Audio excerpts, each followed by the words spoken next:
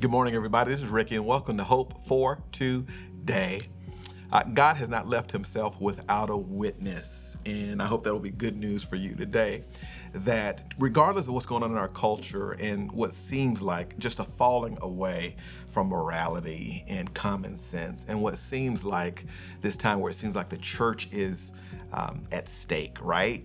We're in a post-Christian society now, and you can be tempted to believe that, wow, things are going to change so much that I'm worried about the church. But God made a promise that the gates of hell shall not prevail against the church. His kingdom will stand, and he has not left himself without witnesses. If you're not careful, you can end up like Elijah, thinking like you're the only one out there who's being faithful before the Lord. And I know it feels like that. I know you got receipts, but there are Christians everywhere, all over the planet doing God's work. It's just not the stuff that makes headlines. Be encouraged and keep on being faithful. Saved people should not be solo acts. Saved people should not be solo acts, because when you're solo and when you're alone and when you're just striving and contending for the faith, you'll start to get a big head that you didn't even know you had. This is what happened to Elijah.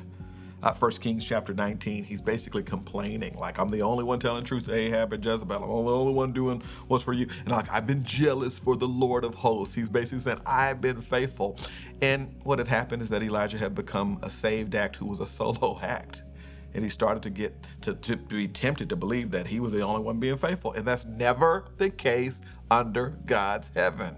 God never leaves himself without a witness. So 1 Kings chapter 19, verse 18, God deals with him. Remember, the fire was there and the windstorm was there, but God showed up in a still small voice to secure his servant that he was in control and he was going to figure everything out for the world. In verse 18, he says, yet I will leave 7,000 in Israel, all the knees that have not bowed to Baal and every month that has not kissed him.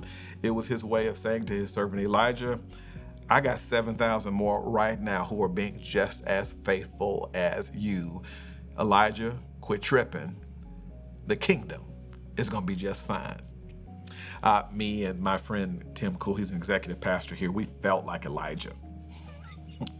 Like God was just trying to be faithful. It seems like a moment where Christendom is losing its mind. America for sure is losing it, like, God, help. We're just trying to be faithful. And then we messed around and went to a Christian concert, our first in a year and a half, the other night out in Orange County. Maverick City was singing, and we're out at this outdoor amphitheater, and we get into our seats finally nestled, and then we start seeing members of our church and start seeing fellow pastors, and then we look at a sea of 12,000 people screaming praises for Jesus. And it was a reminder as we saw that beautiful community that God has not left himself without a witness. I looked over at Tim and says, Reverend, the kingdom gonna be just fine. And maybe that's encouraging to you today, that regardless of what you're seeing today, Christ told me to tell you, don't worry, the kingdom gonna be just fine. He'll build his church. That's hope for today. I'll see you next time.